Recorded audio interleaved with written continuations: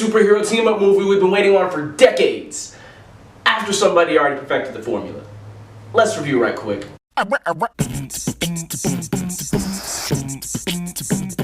Hey, I'm Halston with an H, and I just saw Justice League. How is it, you ask? It's exactly what the trailer tells you it's gonna be. Like, exactly what it's gonna be. Like, the general premise is given to you in the trailer. Batman and Wonder Woman are looking for other super beings to protect the Earth in Superman's absence. You know how this goes by now. The hero tries to stop the villain from getting the thing that causes the end of the world. You know this story verbatim. And that's why I do ultimately like the movie, but it's also why I have problems with it, which I'll get into later. Now, while I personally didn't have as many issues with Batman vs. Superman as a lot of y'all did, I do like how this movie has a lighter tone.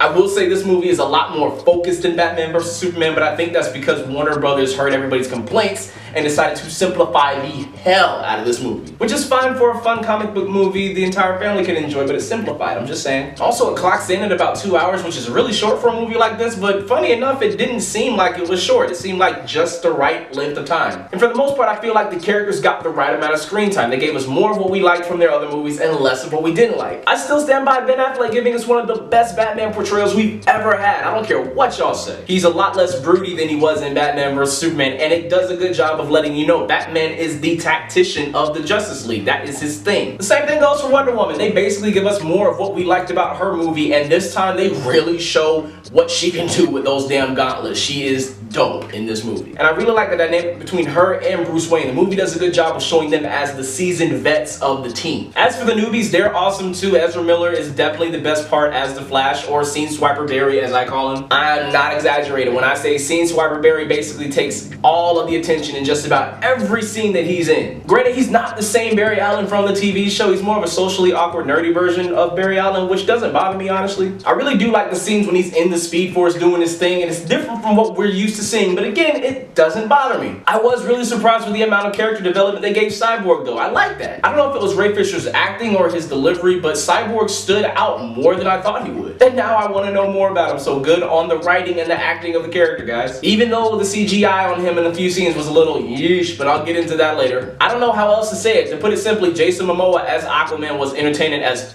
I kind of wish they hadn't shown us so many of his lines in the trailers, because I honestly felt like I heard most of them by the time I saw the movie, except for this one scene that has to do with Wonder Woman's lasso. I like that. You'll know it when you see it. Let's talk about Superman real quick. He was all over the marketing, so don't you dare light up the comment section yelling spoilers. The scene that he comes back in was one of the highlights of the movie for me. This is the Superman that everybody's been crying about wanting ever since he snapped General Zod's neck. And there are a couple of scenes in this movie between Superman and the Flash that I was praying would be in this movie, and I got him, so I'm happy. Now for the bad. My issues with this movie mainly have to do with the CGI. You cannot skimp on the animation with Cyborg. He's like mostly CGI, so why? I don't know if it has something to do with them having to change directors halfway through shooting. I don't know if they just ran out of time when they were putting the finishing touches on the movie. I just don't get it. Earlier I said something about the movie giving audiences exactly what they asked for. This movie is also an example of that not always being the best thing. Look, I get it. We all want our version of what we think a live action version of a story we love should be. But at the same time, most movie fans are not professional filmmakers. Does it give the fans what they asked for? A lighter tone, more comedy, Easter eggs to point out for the next time you watch the movie? Yes, of course. But it doesn't do much to blow your mind either. There's almost no risk taken at all with the plot or the theme of the movie. It's almost like if you know what the general story is before you go in to see it, you can pretty much guess how it's gonna play out. The movie's safe. There, that's the word I'll use. It's a safe DCEU movie. Justice League just had the rotten luck of coming out after the big superhero movie boom of the 2010s. I could almost guarantee you, if we got this movie 10 years ago, no comparing it to Marvel or anything like that, it would have left us speechless. Honestly, if I were doing a DCEU movie binge, I wouldn't mind watching it again though. If anything, for those 2 end credit scenes, please watch them. But because we already know what superhero movies are capable of in this day and age,